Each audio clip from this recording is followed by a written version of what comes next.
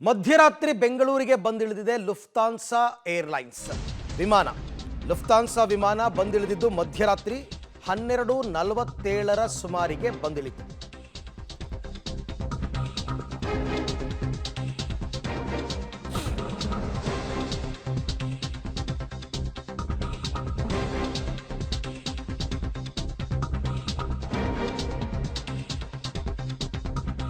ಮಧ್ಯರಾತ್ರಿ ಬೆಂಗಳೂರಿಗೆ ಬಂದಿಳಿತು ಲುಫ್ತಾನ್ಸಾ ವಿಮಾನ. ಜರ್ಮನಿಯಿಂದ ಬೆಂಗಳೂರಿಗೆ ಮಧ್ಯರಾತ್ರಿ 12:47 ಸುಮಾರಿಗೆ ಲುಫ್ತಾನ್ಸಾ ಏರ್ಲೈನ್ಸ್ ಬಂದು ಇಳಿಯುತ್ತೆ. ನಾನು ಆಗಲೇ ಹೇಳಿದಂತೆ ಬರೋಬ್ಬರಿ 7,000 ಕಿಲೋಮೀಟರ್ ಪ್ರಯಾಣ ಅದು. ಏರ್ಪೋರ್ಟ್ನಲ್ಲಿ ಇಳಿಯುತ್ತಿದ್ದಂತೆ ವಶಕ್ಕೆ ಪಡೆದಿದ್ದಾರೆ CISF ಸಿಬ್ಬಂದಿ. ಆರಂಭದಲ್ಲಿ CISF ಸಿಬ್ಬಂದಿ ವಶಕ್ಕೆ ಪಡಿತಾರೆ. ಅದಾದ ನಂತರ ಇಮಿಗ್ರೇಷನ್ ಅಧಿಕಾರಿಗಳ ಹಸ್ತಾಂತರಕ್ಕೆ ಆಗುತ್ತೆ. ಇಮಿಗ್ರೇಷನ್ ಅಧಿಕಾರಿಗಳು ಫಾರ್ಮಾಲಿಟೀಸ್ನೆಲ್ಲ ಮುಗಿಸಿ ನಂತರ SITಗೆ ಪ್ರಜ್ವಲ್ ಹಸ್ತಾಂತರ ಆಗುತ್ತೆ. ಮಧ್ಯರಾತ್ರಿ 12:47 ಬೆಂಗಳೂರಿನ ಕೆಂಪೇಗೌಡ ಅಂತಾರಾಷ್ಟ್ರೀಯ ವಿಮಾನ ನಿಲ್ದಾಣ ಟರ್ಮಿನಲ್ 2ಗೆ ಲುಫ್ತಾನ್ಸಾ ವಿಮಾನ ಬಂದು ಲ್ಯಾಂಡ್ ಆಗುತ್ತೆ. ಎಕ್ಸ್ಪೆಕ್ಟೆಡ್ ಅದು. ಆ ಸಮಯ 1 ಗಂಟೆ ಆಗ್ಬೋದು ಅಂತ ಅಂದುಕೊಂಡಿದ್ವಿ, ಸ್ವಲ್ಪ ಬೇಗ ಬಂದಿದೆ. ಮಧ್ಯರಾತ್ರಿ 1 ಗಂಟೆ 3 ನಿಮಿಷ ಏರ್ಪೋರ್ಟ್ಗೆ SIT ಅಧಿಕಾರಿಗಳು ಎಂಟ್ರಿ ಆಗ್ತಾರೆ. ಅಂದರೆ ಮೊದಲೇ ಬಂದಿದ್ದರು ಒಳಭಾಗಕ್ಕೆ, ಅಂದರೆ ಅರೈವಲ್ ಸೆಕ್ಷನ್ ಏನಿರುತ್ತೆ ಅರೈವಲ್ ಸೆಕ್ಷನ್ಗೆ ಬರ್ತಾರೆ. ಅದಾದ ನಂತರ 1 ಗಂಟೆ 7 ನಿಮಿಷಕ್ಕೆ ಪ್ರಜ್ವಲನ್ನು ವಶಕ್ಕೆ ಪಡಿತಾರೆ CISF ಸಿಬ್ಬಂದಿ. ಯಾಕೆಂದರೆ ಅವರು ಅಲ್ಲಿಂದ ಇಳಿದು ಬರಬೇಕಲ್ಲ, ಬರೋ ತನಕ ವೆಯ್ಟ್ ಮಾಡಿ 1 ಗಂಟೆ 7 ನಿಮಿಷಕ್ಕೆ ವಶಕ್ಕೆ ಪಡಿತಾರೆ. ಅದಾದ ನಂತರ 1 ಗಂಟೆ 15 ನಿಮಿಷಕ್ಕೆ SITಗೆ ಪ್ರಜ್ವಲ್ ಅವರನ್ನು ಹಸ್ತಾಂತರ ಮಾಡ್ತಾರೆ. ತುಂಬ ಏನು ತಡ ಮಾಡಿಲ್ಲ ನೋಡಿ. 1:07ಕ್ಕೆ CISF ಅವರು ವಶಕ್ಕೆ ಪಡಿತಾರೆ. 1:15ಕ್ಕೆ ಪ್ರಜ್ವಲ್ ಅವರನ್ನು SITಗೆ ಹಸ್ತಾಂತರ ಮಾಡ್ತಾರೆ. 1 ಗಂಟೆ 20 ನಿಮಿಷಕ್ಕೆ SIT ವಶಕ್ಕೆ ಪಡೆದಂತಹ ಸಂದರ್ಭದಲ್ಲಿ ಪ್ರಜ್ವಲ್ ರೇವಣ್ಣ ಅವರನ್ನು ತಮ್ಮ ಸುಪರ್ದಿಗೆ ತಗೊಂಡಿದ್ದಾರೆ. ಅದಾದ ನಂತರ 10 ನಿಮಿಷ ಕೂಡ ಟೈಮ್ ವೇಸ್ಟ್ ಮಾಡಿಲ್ಲ. ಮಧ್ಯರಾತ್ರಿ 1:30 SIT ಕಚೇರಿಯತ್ತ ಪ್ರಜ್ವಲ್ ರೇವಣ್ಣ ಅವ್ರನ್ನ ಕರ್ಕೊಂಡು ಬರ್ತಾರೆ. ಸೊ 12:47ಕ್ಕೆ ವಿಮಾನ ಲ್ಯಾಂಡ್ ಆದರೆ 1:30 ಹೊರಡ್ತಾರೆ. ಅಂದರೆ 3/4 ಗಂಟೆನಲ್ಲಿ ಹೊರಡ್ತಾರೆ. ಅರ್ಧ ಗಂಟೆನಲ್ಲಿ ಬಂದುಬಿಡ್ತಾರೆ. ಅದು ಮಿಡ್ ನೈಟ್ ಅಲ್ವಾ, ಟ್ರಾಫಿಕ್ ಇರಲ್ಲ. 2 ಗಂಟೆಗೆ SIT ಕಚೇರಿಗೆ ಪ್ರಜ್ವಲ್ ಅವ್ರನ್ನ ಕರೆತರ್ತಾರೆ. ರಾತ್ರಿ SIT ಕಚೇರಿಯಲ್ಲೇ ವಾಸ್ತವ್ಯವನ್ನು ಹೂಡಿದ್ದಾರೆ. ಈಗಲೂ ಕೂಡ ರೈಟ್ ನಾವು SIT ಕಚೇರಿಯಲ್ಲೇ ಪ್ರಜ್ವಲ್ ರೇವಣ್ಣ ಅವರಿದ್ದಾರೆ. ಅವ್ರಿಗೆ ಸ್ವಲ್ಪ ಮಲಗೋದಕ್ಕೆ, ರೆಸ್ಟ್ ಮಾಡೋದಕ್ಕೆ ಅವಕಾಶ ಕೊಡ್ಬೋದು. ಮತ್ತು ಮಧ್ಯರಾತ್ರಿ ಬಂದಿರೋದ್ರಿಂದ ಸುಮಾರು ಎಲ್ಲ ಸಮಯಗಳು ಬೇಕಾಗುತ್ತೆ. ಈಗ ನೆಕ್ಸ್ಟ್ ಅವ್ರನ್ನ ಮೆಡಿಕಲ್ ಟೆಸ್ಟಿಗೆ ಕರ್ಕೊಂಡು ಹೋಗಬೇಕಾಗತ್ತೆ. ಅದಕ್ಕೆಲ್ಲ ಸ್ವಲ್ಪ ಟೈಮ್ ಬೇಕಾಗತ್ತೆ. ಈ ಎಲ್ಲ ವಿಚಾರಕ್ಕೆ ಸಂಬಂಧಪಟ್ಟಂತೆ ಮತ್ತಷ್ಟು ಮಾಹಿತಿ ನನ್ನ ಕೊಲೀಗ್ ನರಸಿಂಹಮೂರ್ತಿಯವರಿಂದ ಪಡೀತಾ ಹೋಗೋಣ. ಮೂರ್ತಿ, ಈಗಾಗಲೇ SIT ಕಚೇರಿಯಲ್ಲಿ ಬೀಡು ಬಿಟ್ಟಿದ್ದಾರೆ ಅಂತಕ್ಕಂಥ ಮಾಹಿತಿ ಇದೆ. ಎಷ್ಟು ಗಂಟೆಗೆ ಈಗ ಪ್ರಜ್ವಲ್ ಅವ್ರನ್ನ ಅಲ್ಲಿಂದ ಕರ್ಕೊಂಡು ಹೋಗ್ತಾರೆ? ಮುಂದಿನ ಪ್ರೊಸೀಡಿಂಗ್ಸ್ ಏನು? ಅರವಿಂದ, ತಡರಾತ್ರಿ 12:47ಕ್ಕೆ ಪ್ರಜ್ವಲ್ ರವರನ್ನು ಹೊತ್ತಂತಹ ಲುಫ್ತಾನ್ಸಾ ಏರ್ಲೈನ್ಸ್ ಕೆಂಪೇಗೌಡ ಇಂಟರ್ನ್ಯಾಷನಲ್ ಏರ್ಪೋರ್ಟ್ಗೆ ಬಂತು. ಆ ಬಳಿಕ ಇವರನ್ನ CISF ಹಾಗೆ ಇಮಿಗ್ರೇಷನ್ ಅಧಿಕಾರಿಗಳು ಪ್ರಜ್ವಲ್ ಅವರನ್ನು ವಶಕ್ಕೆ ಪಡೆದುಕೊಂಡ್ರು. ಕಾರಣ ಅವ್ರ ಮೇಲೆ ಲುಕೌಟ್ ನೋಟಿಸ್ ಸಹ ಇತ್ತು, ಬ್ಲೂ ಕಾರ್ನರ್ ನೋಟಿಸ್ ಜಾರಿಯಾಗಿತ್ತು. ಅದಾದ ಬಳಿಕ ಸುಮಾರು 1:07 ಸುಮಾರಿಗೆ SIT ಅಧಿಕಾರಿಗಳಿಗೆ ಪ್ರಜ್ವಲ್ ರೇವಣ್ಣ ಅವ್ರನ್ನ ಹಸ್ತಾಂತರ ಮಾಡಲಾಯಿತು. ಪ್ರಜ್ವಲ್ ರೇವಣ್ಣ ಅವ್ರನ್ನ ಸುಮಾರು 1:30-1:35 ಆಸುಪಾಸಿಗೆ ಬೆಂಗಳೂರಿನ CID ಕಚೇರಿಗೆ SIT ಅಧಿಕಾರಿಗಳು ಕರ್ತಂದಿದ್ದಾರೆ. ನಿನ್ನೆ ರಾತ್ರಿ SIT ಕಚೇರಿಯಲ್ಲಿಯೇ ಪ್ರಜ್ವಲ್ ರೇವಣ್ಣ ಅವರಿಗೆ ವಾಸ್ತವ್ಯಕ್ಕೆ ಅನುವನ್ನು ಮಾಡಿಕೊಡ್ಲಾಗಿತ್ತು. ಅವರ ತಂದೆಗೆ ತರಿಸಲಾಗಿದ್ದಂತಹ ಹಾಸಿಗೆ ದಿಂಬನ್ನು ಇವರಿಗೆ ಕೊಡಲಾಗಿದೆ. ಮತ್ತು ತಡರಾತ್ರಿಯಲ್ಲಿ ಊಟವನ್ನು ಕೇಳಿದಂತಹ ಸಂದರ್ಭದಲ್ಲಿ ಊಟ ಬೇಡ ಅನ್ನೋ ನಿಟ್ಟಿನಲ್ಲಿ ಪ್ರಜ್ವಲ್ ರೇವಣ್ಣ ಹೇಳಿದ್ದಾರೆ ಅನ್ನೋ ಮಾಹಿತಿಗಳು ಲಭ್ಯವಾಗ್ತಿದೆ. ಇವತ್ತು ಬೆಳಗ್ಗೆ ಸುಮಾರು 9 ಗಂಟೆಯಿಂದ ವಿಚಾರಣೆಯನ್ನು ಆರಂಭ ಮಾಡೋದಕ್ಕೆ ಸಿದ್ಧತೆಗಳನ್ನು SIT ಅಧಿಕಾರಿಗಳು ಮಾಡ್ಕೊಳ್ತಿದ್ದಾರೆ. ಅರವಿಂದ್, ಇವತ್ತು ಮಧ್ಯಾಹ್ನದ ನಂತರ ಅಂದರೆ ಇವತ್ತು ಬೆಳಗ್ಗೆ 9 ಗಂಟೆಗೆ ವಿಚಾರಣೆ ಆರಂಭವಾಗುತ್ತೆ. ಇವರ ಮೇಲೆ ದಾಖಲಾಗಿರ್ತಕ್ಕಂತಹ ಕೇಸ್ಗಳು ಯಾವ್ಯಾವಿದೆ? IPC ಸೆಕ್ಷನ್ 376 ಅಡಿ ಈಗಾಗಲೇ 3 FIRಗಳು ದಾಖಲಾಗಿದೆ. ಮತ್ತು ಸಂತ್ರಸ್ತೆಯರು ಹೇಳಿಕೆಯನ್ನು ನೀಡಿದ್ದಾರೆ. ಆ ಪ್ರಕರಣ ಸಂಬಂಧ ಇವರ ವಿಚಾರಣೆಯನ್ನು ಆರಂಭ ಮಾಡ್ತಾರೆ. ತಮ್ಮ ಮೇಲೆ ಈ ರೀತಿಯಾದಂತಹ ಅತ್ಯಾಚಾರ ಪ್ರಕರಣಗಳು ದಾಖಲಾಗಿದ್ದಾವೆ, ತಮಗೆ ಅದರ ಅರಿವಿದೆಯಾ, ತಾವು ಯಾಕೆ ದೇಶವನ್ನು ತೊರೆದಿದ್ದು, ತಾವು ತನಿಖೆಗೆ ಸಹಕಾರವನ್ನು ಕೊಡಬೇಕು ಅನ್ನೋ ಅರಿವಿರಲಿಲ್ವಾ ಒಬ್ಬ ಸಂಸದರಾಗಿ? ಈ ನಿಟ್ಟಿನಲ್ಲಿ ಒಂದಷ್ಟು ಕ್ವಶನ್ಗಳನ್ನು ಪ್ರಜ್ವಲ್ ರೇವಣ್ಣ ಅವರಿಗೆ ಕೇಳಿ ಉತ್ತರವನ್ನು ಪಡೆದುಕೊಳ್ಳೋ ಕೆಲಸವನ್ನು SIT ಅಧಿಕಾರಿಗಳು ಮಾಡ್ತಾರೆ. ಮತ್ತು ಈ ಉತ್ತರಕ್ಕೆ ಅವರು ಈ ಪ್ರಶ್ನೆಗಳಿಗೆ ಯಾವ ಉತ್ತರವನ್ನು ಕೊಡ್ತಾರೆ ಅನ್ನೋ ನಿಟ್ಟಿನಲ್ಲಿ ಆ ಉತ್ತರವನ್ನು ರೆಕಾರ್ಡ್ ಮಾಡಿಕೊಳ್ಳುವ ಕೆಲಸವನ್ನು ಕೂಡ SIT ಅಧಿಕಾರಿಗಳು ಮಾಡಲಿದ್ದಾರೆ. ಮಧ್ಯಾಹ್ನದ ನಂತರ ಅರವಿಂದ್ ಪ್ರಜ್ವಲ್ ರೇವಣ್ಣ ಅವ್ರನ್ನ ಮೆಡಿಕಲ್ ಟೆಸ್ಟ್ಗೆ ಕರೆದೊಯ್ಬೇಕು. ಮೆಡಿಕಲ್ ಟೆಸ್ಟ್ಗೆ ಕರೆದೊಯ್ತಾರೆ. ಆ ಬಳಿಕ ಮೆಡಿಕಲ್ ಟೆಸ್ಟನ್ನು ಮುಗಿಸಿದ ನಂತರ ಮಾನ್ಯ ನ್ಯಾಯಾಧೀಶರ ಮುಂದೆ ಅವ್ರನ್ನ ಹಾಜರುಪಡಿಸಿ ಪೊಲೀಸ್ ಕಸ್ಟಡಿಗೆ ಪಡೆದುಕೊಳ್ಳೋದಕ್ಕೆ ಸಿದ್ಧತೆಯನ್ನು SIT ಮಾಡಿಕೊಂಡಿದೆ. ಹೀಗಾಗಿಯೇ ರಿಮ್ಯಾಂಡ್ ಕಾಪಿಯನ್ನು ಈಗ ಸಿದ್ಧಪಡಿಸ್ತಿದೆ. ಇವ್ರ ಮೇಲೆ ಇರ್ತಕ್ಕಂತಹ ಗುರುತರ ಆರೋಪಗಳೇನು, ಸಾಕ್ಷಿ ನಾಶವನ್ನು ಮಾಡ್ತಾರೆ ಹೊರಗಡೆ ಬಿಟ್ಟರೆ, ಅದ್ರ ಜೊತೆಗೆ ಸಂತ್ರಸ್ತೆಯರು ಹೇಳಿಕೆಯನ್ನು ಕೊಟ್ಟಿದ್ದಾರೆ.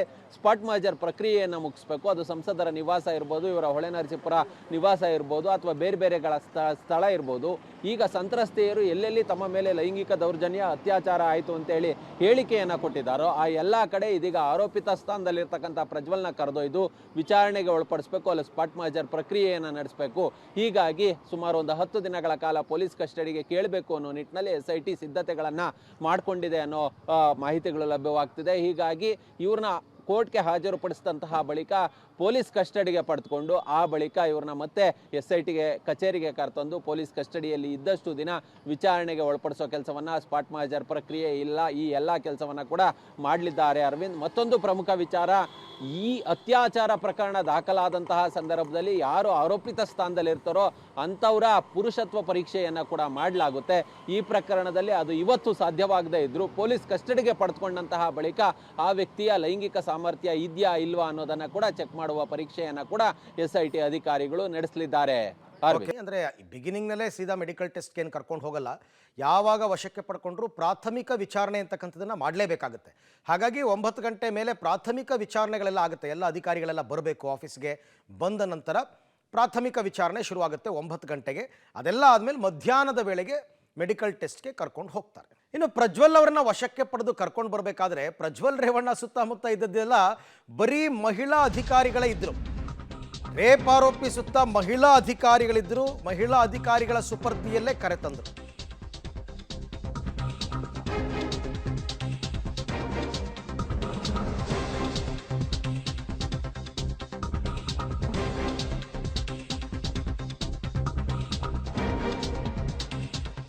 ರೇಪ್ ಆರೋಪಿ ಸುತ್ತ ಮಹಿಳಾ ಅಧಿಕಾರಿಗಳು. ಏರ್ಪೋರ್ಟ್ನಲ್ಲಿ ಅರೆಸ್ಟ್ ಆದ ಪ್ರಜ್ವಲ್ ರೇವಣ್ಣ SIT ಜೀಪ್ನಲ್ಲಿ ಮಹಿಳಾ ಅಧಿಕಾರಿಗಳು ನೋಡ್ತಾ ಇದ್ದಾರೆ ದೃಶ್ಯದಲ್ಲಿ. ಫ್ರಂಟಲ್ಲಿ ಕೋ ಡ್ರೈವರ್ ಪಕ್ಕದಲ್ಲಿ ಒಬ್ಬರು ಕೂತಿದ್ದಾರೆ, ಡ್ರೈವರ್ ಪಕ್ಕದಲ್ಲಿ ಒಬ್ಬರು ಲೇಡಿ ಕೂತಿದ್ದಾರೆ. ಆ ಕಡೆ ಹಿಂದ್ಗಡೆ ಕೂಡ ಮಹಿಳಾ ಇನ್ಸ್ಪೆಕ್ಟರ್, 3 PCಗಳು, ASI ಎಲ್ಲರೂ ಕೂಡ ಇದ್ದಾರೆ. ಬರೀ ಮಹಿಳಾಧಿಕಾರಿಗಳಿದ್ದ ಸಾಮಾನ್ಯ ಜೀಪ್ನಲ್ಲಿ ಹಾಸನ ಸಂಸದರನ್ನು ಕರ್ಕೊಂಡು ಬಂದಿರತಕ್ಕಂಥದ್ದು. ಅಂದರೆ ಒಂದು ಸ್ವಲ್ಪ ಮಾಧ್ಯಮಗಳ ದೃಷ್ಟಿಯನ್ನು ಬೇರೆ ಕಡೆ ತಿರುಗಿಸಬೇಕು ಅಂತಕ್ಕಂಥ ಲೆಕ್ಕಾಚಾರ ಇರಬಹುದು, ಅಥವಾ ಅವರ ಪ್ಲ್ಯಾನ್ ಅದೇ ರೀತಿ ಎಕ್ಸಿಕ್ಯೂಟ್ ಆಗಿದೆ ಅಂತ ಅನಿಸುತ್ತೆ. ಹಾಗಾಗಿ ಬರೀ ಮಹಿಳಾ ಅಧಿಕಾರಿಗಳೇ ಇದ್ದಂತಹ ಜೀಪ್ನಲ್ಲಿ, ಸಾಮಾನ್ಯ ಜೀಪ್ನಲ್ಲಿ ಸಂಸದರನ್ನ ಅಲ್ಲಿಂದ ಏರ್ಪೋರ್ಟಿಂದ ಕರ್ಕೊಂಡು ಬಂದಿದ್ದಾರೆ SIT ಕಚೇರಿಗೆ. ಈ ಬಗ್ಗೆ ಕೂಡ ಮತ್ತಷ್ಟು ಮಾಹಿತಿ ನನ್ನ ಕೊಲೀಗ ನರಸಿಂಹಮೂರ್ತಿ ಅವರಿಂದ ಪಡೆಯೋಣ. ಮೂರ್ತಿ, ಏನು ವಿಶೇಷತೆ ಬರೀ ಮಹಿಳಾ ಅಧಿಕಾರಿಗಳಿದ್ದ ಜೀಪ್ನಲ್ಲೇ ಕರ್ಕೊಂಡು ಬಂದಿರತಕ್ಕಂಥದ್ದು? ಏನು ಪ್ಲಾನ್ ಆಗಿತ್ತು ಅವ್ರದ್ದು ಅಂತ? ಅರವಿಂದ, ನನಗೆ ಅನಿಸ್ತಂತೆ ಯಾಕೆ ಪ್ರಜ್ವಲ್ ರೇವಣ್ಣ ಅವ್ರನ್ನ ಅಂತಾರಾಷ್ಟ್ರೀಯ ವಿಮಾನ ನಿಲ್ದಾಣದಿಂದ SIT ಅಧಿಕಾರಿಗಳು, ಅದರಲ್ಲೂ ಮಹಿಳಾ ಅಧಿಕಾರಿಗಳು ಬಂಧಿಸಿ ಕರೆತಂದ್ರು ಅನ್ನೋದು. ಯಾವಾಗ ಪ್ರಜ್ವಲ್ ರೇವಣ್ಣ ಅವರ ಮೇಲೆ ಗುರುತರವಾದಂತಹ ಆರೋಪಗಳು ಕೇಳಬಂತು, ಸಾಕಷ್ಟು ಮಹಿಳೆಯರ ಮೇಲೆ ಅತ್ಯಾಚಾರ, ಲೈಂಗಿಕ ದೌರ್ಜನ್ಯದಂಥ ಕೇಸ್ಗಳು ದಾಖಲಾಯಿತು, ಸಾಕಷ್ಟು ಸಂತ್ರಸ್ತೆಯರು ಹೇಳಿಕೆಯನ್ನು ಕೊಟ್ಟರು. ಆ ಸಂದರ್ಭದಲ್ಲಿ ಮಹಿಳಾ ಅಧಿಕಾರಿಗಳಿಂದಲೇ ಅವರನ್ನು ಅರೆಸ್ಟ್ ಮಾಡಿಸಿ ಅವ್ರಿಗೊಂಥರ ಅವಮಾನ, ಮುಜುಗರವನ್ನು ಉಂಟು ಮಾಡಬೇಕು ಅನ್ನೋ ನಿಟ್ಟಿನಲ್ಲಿ SIT ಅಧಿಕಾರಿಗಳು ಅವ್ರನ್ನ ಅರೆಸ್ಟ್ ಮಾಡದಂತೆ, ಅಂದರೆ ಮಹಿಳಾ ಅಧಿಕಾರಿಗಳ ಕೈಯಲ್ಲಿ ಅರೆಸ್ಟ್ ಮಾಡಿಸಿದಂತೆ ಕಂಡು ಬರ್ತಿದೆ. ಹೀಗಾಗಿಯೇ ಪ್ರಜ್ವಲ್ ರೇವಣ್ಣ ಅವ್ರನ್ನ ಏರ್ಪೋರ್ಟ್ನಿಂದ ಪೊಲೀಸ್ ವ್ಯಾನ್ನಲ್ಲಿ, ಜೀಪ್ನಲ್ಲಿ ಕರ್ಕೊಂಡು ಬಂದಂತಹ ಸಂದರ್ಭದಲ್ಲಿ ಡ್ರೈವರ್, ಚಾಲಕ ಮಾತ್ರ ಅದು ಮೆನ್ ಇದ್ರು, ಪುರುಷ ಸಿಬ್ಬಂದಿ ಇದ್ರು. ಅದನ್ನು ಹೊರತುಪಡಿಸಿದ್ರೆ ಉಳಿದ 3 ಸಿಬ್ಬಂದಿಗಳು ಯಾರಿದ್ರು ಇವರೆಲ್ಲರೂ ಕೂಡ ಮಹಿಳಾ ಅಧಿಕಾರಿಗಳಾಗಿದ್ರು. ಹೀಗಾಗಿ ಎಲ್ಲೋ ಒಂದು ಕಡೆ ಅವ್ರಿಗೆ ಅವಮಾನ ಆಗಬೇಕು, ಮುಜುಗರ ಉಂಟಾಗಬೇಕು. ಈ ಹಿನ್ನೆಲೆಯಲ್ಲಿ ಮಹಿಳಾ ಅಧಿಕಾರಿಗಳಿಂದ ಅವ್ರನ್ನ ಅರೆಸ್ಟ್ ಮಾಡುವ ಕೆಲಸವನ್ನು SITಯ ಮುಖ್ಯಸ್ಥರು ಮಾಡಿಸ್ತಂತೆ ಕಂಡು ಬರ್ತಿದೆ. ಹೀಗಾಗಿಯೇ ಇವ್ರನ್ನ ಮಾಡಿಸಲಾಯಿತು ಅನ್ನೋ ಮಾತುಗಳು ಸಹ ಕೇಳಿಬರ್ತಿದೆ. ಯಾಕಂತ ಹೇಳಿದ್ರೆ ನಾವು ಸಾಮಾನ್ಯವಾಗಿ ಬಹುತೇಕ ಪ್ರಕರಣಗಳಲ್ಲಿ ನೋಡಿದ್ದೀವಿ, ಯಾರಾದರೂ ಮಹಿಳಾ ಆರೋಪಿತ ಸ್ಥಾನದಲ್ಲಿರ್ತಕ್ಕಂಥ ವ್ಯಕ್ತಿಗಳನ್ನು, ಮಹಿಳೆಯರನ್ನ ಅರೆಸ್ಟ್ ಮಾಡುವ ಸಂದರ್ಭದಲ್ಲಿ ಮಹಿಳಾ ಸಿಬ್ಬಂದಿಗಳನ್ನ, ಮಹಿಳಾ ಅಧಿಕಾರಿಗಳನ್ನ ಜೊತೆಯಲ್ಲಿ ಇಟ್ಕೊಂಡಿರ್ತಾರೆ. ಆದರೆ ಇಲ್ಲಿ ಪ್ರಜ್ವಲ್ ರೇವಣ್ಣ ಅವ್ರನ್ನ ಅರೆಸ್ಟ್ ಮಾಡುವ ಸಂದರ್ಭದಲ್ಲಿ ಮಹಿಳಾ ಅಧಿಕಾರಿಗಳಿಂದ ಅರೆಸ್ಟ್ ಮಾಡಿಸಲಾಗಿದೆ. ಯಾಕಂತ ಹೇಳಿದ್ರೆ ಈ ರೀತಿಯಾಗಿ ಅವ್ರಿಗೊಂದಿಷ್ಟಾದರೂ ಕಿಂಚಿತ್ತಾದರೂ ನಾನು ಈ ರೀತಿಯಾದಂತಹ ಒಂದು ತಪ್ಪು ಮಾಡಿದ್ದೀನಿ, ಅದರಿಂದ ನನ್ನನ್ನು ಈ ರೀತಿಯಾಗಿ ಅರೆಸ್ಟ್ ಮಾಡಿಸಿದ್ದಾರೆ ಮಹಿಳಾ ಅಧಿಕಾರಿಗಳ ಕೈಲಿ ಅನ್ನೋ ಅರಿವು ಆತನಿಗೆ ಬರಲಿ ಅನ್ನೋ ಕಾರಣಕ್ಕೆ ಅರೆಸ್ಟನ್ನು ಮಾಡಿಸಿರಬಹುದು. ಒಂದು ಕಾರಣ. ಮತ್ತೊಂದು ಕಾರಣ, ಸಂತ್ರಸ್ತೆಯರು ಭಯ ಪಡೋದು ಬೇಡ, ಮಹಿಳಾ ಅಧಿಕಾರಿಗಳಿಂದಲೇ ಅವ್ರನ್ನ ಅರೆಸ್ಟ್ ಮಾಡಿಸಿದ್ದೀವಿ, ಮಹಿಳಾ ಅಧಿಕಾರಿಗಳ ಸಮ್ಮುಖದಲ್ಲೇ ಅವ್ರನ್ನ ಕರ್ಕೊಂಡು ಬಂದಿದ್ದೀವಿ. ಸೊ ಸಂತ್ರಸ್ತೆಯರು ಯಾರು ಭಯಪಡಬೇಡಿ ಅಂತಕ್ಕಂಥ ಆ ಭಯವನ್ನು ಕೊಡ್ತಕ್ಕಂಥ ಲೆಕ್ಕಾಚಾರ ಕೂಡ ಇರಬಹುದು. ಕೆಂಪೇಗೌಡ ಏರ್ಪೋರ್ಟ್ನಲ್ಲಿ ಸಂಸದ ಪ್ರಜ್ವಲ್ ರೇವಣ್ಣ ಅರೆಸ್ಟ್. ಏರ್ಪೋರ್ಟ್ನಲ್ಲಿ ವಶಕ್ಕೆ ಪಡೆದು SIT ಕಚೇರಿಗೆ ಪ್ರಜ್ವಲ್ರನ್ನ ಕರೆತಂದಿದ್ದಾರೆ.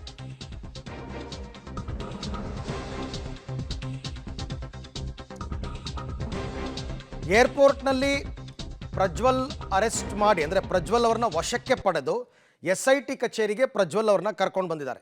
SIT ಕಚೇರಿಗೆ ಪ್ರಜ್ವಲ್ ಅವ್ರನ್ನ ಕರ್ಕೊಂಡು ಬಂದು ಅಲ್ಲಿ ಅರೆಸ್ಟ್ ಪ್ರೊಸೀಜರನ್ನು ಅಧಿಕಾರಿಗಳು ಮುಗಿಸಿದ್ದಾರೆ. ಅಂದರೆ ಬಂಧನ ಅಂತ ತೋರಿಸ್ಬೇಕು, ವಶಕ್ಕೆ ಪಡೆಯೋದು ಬೇರೆ, ಬಂಧನ ಅಂತ ತೋರಿಸೋದು ಬೇರೆ. ಬಂಧನ ಅಂತ ತೋರಿಸ್ಬಿಟ್ರೆ, ಬಂಧನ ಅಂತ ಯಾವಾಗ ತೋರಿಸ್ತಾರೋ ಅಲ್ಲಿಂದ 24 ಅವರ್ಸ್ನಲ್ಲಿ ನ್ಯಾಯಾಧೀಶರ ಮುಂದೆ ಪ್ರೊಡ್ಯೂಸ್ ಮಾಡಬೇಕಾಗುತ್ತೆ.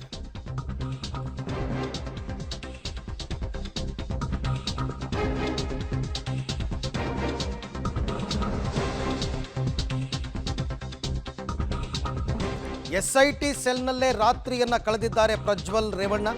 HD ರೇವಣ್ಣಗೆ ತರಿಸಿದ್ರಲ್ಲ, ಅವ್ರನ್ನ ಇಟ್ಕೊಂಡಿದ್ರಲ್ಲ, ಅದೇ ಹಾಸಿಗೆಯನ್ನು SIT ಅವರು ಕೊಟ್ಟರು. ರೇವಣ್ಣಗೆ ಕೊಟ್ಟಿದ್ದ ರೂಮ್ನಲ್ಲೇ ಪ್ರಜ್ವಲ್ಗೂ ವಾಸ್ತವ್ಯ ಹೂಡೋದಕ್ಕೆ ಅವಕಾಶ ಮಾಡಿಕೊಟ್ಟಿದ್ದಾರೆ. ಇವತ್ತು ಅಂದರೆ ಬೆಳಗ್ಗೆ 9 ಗಂಟೆಯ ನಂತರ ಎಲ್ಲ ಪ್ರೊಸೀಜರ್ಗಳು ಕೂಡ ಸ್ಟಾರ್ಟ್ ಆಗುತ್ತೆ. ಆರಂಭದಲ್ಲಿ ಪ್ರಾಥಮಿಕ ವಿಚಾರಣೆಯನ್ನು ನಡೆಸ್ತಾರೆ. ಮಧ್ಯಾಹ್ನದ ವೇಳೆಗೆ ಮೆಡಿಕಲ್ ಎಕ್ಸಾಮಿನೇಷನ್ ಕೂಡ ಆಗಬೇಕು. ಮೆಡಿಕಲ್ ಟೆಸ್ಟ್ ಬಳಿಕ ಕೋರ್ಟ್ಗೆ ಹಾಜರುಪಡಿಸ್ತಾರೆ. ಅದಕ್ಕೆ 24 ಗಂಟೆ ಟೈಮ್ ಇರುತ್ತೆ, ಅವಸರ ಏನಿಲ್ಲ. ಬಟ್ ಕೋರ್ಟ್ ಕಲಾಪಗಳು ಮುಕ್ತಾಯಗೊಳ್ಳುವುದರ ಒಳಗಾಗಿ ಅವರನ್ನು ಕೋರ್ಟ್ಗೆ ಪ್ರೊಡ್ಯೂಸ್ ಮಾಡ್ತಾರೆ ಮತ್ತು ತಮ್ಮ ಕಸ್ಟಡಿಗೆ ಕೇಳ್ತಾರೆ ಮತ್ತು ಇಂಥ ಪ್ರಕರಣದಲ್ಲಿ ಕಸ್ಟಡಿಗೆ ಕೊಡ್ತಾರೆ. ಎಷ್ಟು ದಿನಗಳು ಕೇಳ್ತಾರೆ ಮತ್ತು ಇಂಡಿವಿಜುವಲ್ ಕೇಸ್ಗಳಲ್ಲಿ ಕೇಳ್ತಾರಾ ಅಥವಾ ಓವರಾಲ್ 3 ಕೇಸ್ಗಳೇನು ದಾಖಲಾಗಿದೆ 3 ಕೇಸ್ನಲ್ಲಿ ಕೇಳ್ತಾರಾ ಗೊತ್ತಿಲ್ಲ. ಒಂದೊಂದೇ ಇಂಡಿವಿಜುವಲ್ ಆಗಿ ಕೇಳೋದಾದರೆ ಪ್ರತಿಯೊಂದು ಸರ್ತಿನೂ ಪ್ರೊಡ್ಯೂಸ್ ಮಾಡಬೇಕಾಗುತ್ತೆ, ಜಡ್ಜ್ ಮುಂದೆ ಪ್ರೊಡ್ಯೂಸ್ ಮಾಡಬೇಕಾಗುತ್ತೆ. ಒಂದು ಹೊಳೆ ನರಸೀಪುರ ಕೇಸು, ಮತ್ತೊಂದು SITಯಲ್ಲೇ ರಿಜಿಸ್ಟರ್ ಆಗಿರುವಂತಹ ಕೇಸು, ಮತ್ತೊಂದು KR ನಗರ ಕೇಸು, ಇಷ್ಟು ಕೂಡ ಇದೆ ಪ್ರಮುಖವಾಗಿ. ಇಂಡಿವಿಜುವಲ್ ಆಗಿ ಕೇಳೋದಾದರೆ ಅದೊಂದು 15-20 ದಿನ 25 ದಿನ ತನಕ ಎಳಿಬಹುದು. ಅಥವಾ ಓವರಾಲ್ ಕೇಳಿದ್ರೆ ಖಂಡಿತವಾಗಿ ಅದು ಒಂದು 10 ದಿನಗಳ ತನಕ ಕೇಳಬಹುದು. ಈ ಬಗ್ಗೆ ಮತ್ತಷ್ಟು ಮಾಹಿತಿ ನನ್ನ ಕೊಲೀಗ್ ನರಸಿಂಹಮೂರ್ತಿ ಅವರಿಂದ ಪಡಿತಾ ಹೋಗೋಣ. ಎಸ್ ಮೂರ್ತಿ, ಇವಾಗ ಒಂದು ಅವರನ್ನು SIT ಕಚೇರಿಗೆ ಕರೆದುಕೊಂಡು ಬಂದ ನಂತರ ಏನೇನು ಬೆಳವಣಿಗೆಗಳಾಯಿತು, ಮತ್ತು ಇವತ್ತು ಕೋರ್ಟ್ ಮುಂದೆ ಪ್ರೊಡ್ಯೂಸ್ ಮಾಡಿದಾಗ ಒಟ್ಟಾರೆಯಾಗಿ ತಮ್ಮ ಸುಪರ್ದಿಗೆ ಕೇಳ್ತಾರ ಕಸ್ಟಡಿಗೆ, ಅಥವಾ ಇಂಡಿವಿಜುವಲ್ ಕೇಸ್ನಲ್ಲಿ ಪ್ರಜ್ವಲ್ ಅವರನ್ನ ವಶಕ್ಕೆ ಪಡಿತಕ್ಕಂಥ ಸಾಧ್ಯತೆ ಇದೆಯಾ ಅಂತ? ಅರವಿಂದ, ಮಧ್ಯರಾತ್ರಿ ಪ್ರಜ್ವಲ್ ರೇವಣ್ಣ ಅವ್ರನ್ನ SIT ಕಚೇರಿಗೆ ಕರೆತರಲಾಗಿದೆ. ಇವತ್ತು ಮಧ್ಯರಾತ್ರಿಯಿಂದ ಇಲ್ಲಿಯವರೆಗೂ ಕೂಡ ಅವರಿಗೆ ನಿದ್ದೆಯನ್ನು ಮಾಡೋದಕ್ಕೆ ಅವಕಾಶವನ್ನು ಮಾಡಿಕೊಡಲಾಗಿದೆ. ಅದಾದ ಬಳಿಕ ಅವರ ನಿತ್ಯ ಕರ್ಮಗಳೇನಿದೆಯೋ ಮುಗಿಸಿ ಅದಾದ ಬಳಿಕ ಅವರಿಗೆ ತಿಂಡಿಯನ್ನು ಕೊಡಲಾಗುತ್ತೆ. ಸುಮಾರು 9 ಗಂಟೆಯ ನಂತರ ಅವರ ವಿಚಾರಣೆ ಆರಂಭವಾಗುತ್ತೆ. ಅವರ ಮೇಲೆ ಇರ್ತಕ್ಕಂತಹ ಗಂಭೀರ ಆರೋಪಗಳೇನಿದೆ, FIRಗಳೇನಿದೆ, ಅದನ್ನು ಅವರ ಗಮನಕ್ಕೆ ತರಲಾಗುತ್ತೆ. ಇದರ ಬಗ್ಗೆ ತಮ್ಮ ನಿಲುವೇನು, ಇದರ ಬಗ್ಗೆ ತಾವೇನು ಹೇಳ್ತೀರಿ ಅನ್ನೋ ನಿಟ್ಟಿನಲ್ಲಿ ಅವರಿಂದ ಮಾಹಿತಿಯನ್ನು ಪಡೆದುಕೊಳ್ತಾರೆ, ಉತ್ತರವನ್ನು ಪಡೆದುಕೊಳ್ತಾರೆ. ಮತ್ತು ಅತ್ಯಾಚಾರಗಳು ನಡೆದಂತಹ ಹಿನ್ನೆಲೆಯಲ್ಲಿ ಸಂತ್ರಸ್ತೆಯರು ಕೊಟ್ಟಂತಹ ಹೇಳಿಕೆಯನ್ನು ಆಧಾರವಾಗಿಟ್ಕೊಂಡು SIT ಅಧಿಕಾರಿಗಳು ಪ್ರಜ್ವಲ್ ರೇವಣ್ಣ ಅವರನ್ನ ಕ್ವಶನ್ ಮಾಡಲಿದ್ದಾರೆ. ಅದಕ್ಕೆ ಇವರು ನೀಡುವ ಉತ್ತರವನ್ನು ವಿಡಿಯೋ ರೆಕಾರ್ಡನ್ನು ಮಾಡಿಟ್ಟುಕೊಂಡು ಆ ಹೇಳಿಕೆಯನ್ನು ದಾಖಲು ಮಾಡಿಕೊಳ್ಳುವ ಕೆಲಸವನ್ನು ಅಧಿಕಾರಿಗಳು ಮಾಡಲಿದ್ದಾರೆ. ಮಧ್ಯಾಹ್ನದ ವೇಳೆಗೆ ಅರವಿಂದ್ ಈ ವಿಚಾರಣೆಯನ್ನು ಮುಗಿಸಿದ ಬಳಿಕ ಒಂದಷ್ಟು ಇವರಿಗೆ ಮೆಡಿಕಲ್ ಟೆಸ್ಟ್ನ ಮಾಡಿಸುವ ಅವಶ್ಯಕತೆ ಇರುತ್ತೆ. ಹೀಗಾಗಿ ಮೆಡಿಕಲ್ ಟೆಸ್ಟ್ಗೆ ಕರೆದೊಯ್ಯಲಾಗುತ್ತೆ. ಆ ಬಳಿಕ ನ್ಯಾಯಾಧೀಶರ ಮುಂದೆ ಹಾಜರುಪಡಿಸಿ ಪೊಲೀಸ್ ಕಸ್ಟಡಿಗೆ ಕೇಳೋದಕ್ಕೂ ಕೂಡ ಸಿದ್ಧತೆಯನ್ನು ಮಾಡ್ಕೊಂಡಿರ್ತಾರೆ. ಇನ್ ಬಿಟ್ವೀನ್ ವಿಚಾರಣೆಯ ನಡುವೆಯೇ ರಿಮ್ಯಾಂಡ್ ಅಪ್ಲಿಕೇಶನ್ ಅನ್ನು ಸಿದ್ಧಪಡಿಸೋ ಕೆಲಸವನ್ನು SIT ಅಧಿಕಾರಿಗಳು ಮಾಡ್ಕೊಳ್ತಾರೆ.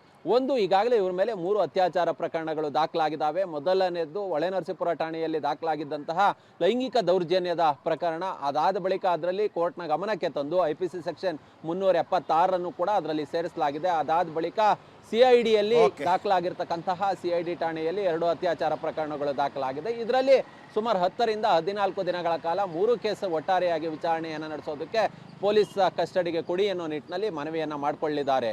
ಓಕೆ ಮೂರ್ತಿ, ಥ್ಯಾಂಕ್ ಯು ತಮ್ಮ ಎಲ್ಲ ಮಾಹಿತಿಗಾಗಿ. ಟೋಟಲಿ 9 ಗಂಟೆಯಿಂದ ಪ್ರಕ್ರಿಯೆಗಳು ಆರಂಭ ಆಗುತ್ತೆ. ಇನ್ನು SIT ಅವ್ರದ್ದೇ ಟೈಮ್, ಯಾಕೆಂದರೆ ಇಷ್ಟು ದಿನ ಪ್ರಜ್ವಲ್ ರೇವಣ್ಣ ಪೊಲೀಸರ ಕೈಗೆ ಸಿಗದೆ ತಲೆಮರೆಸ್ಕೊಂಡು ಆತನಿಗೋಸ್ಕರ ಕಾದಿದ್ದಾಯಿತು, ಎಲ್ಲ ಆಯಿತು, ಕೊನೆಗೆ ಆತ ಭಾರತಕ್ಕೆ ಬಂದಿದ್ದೂ ಆಯಿತು.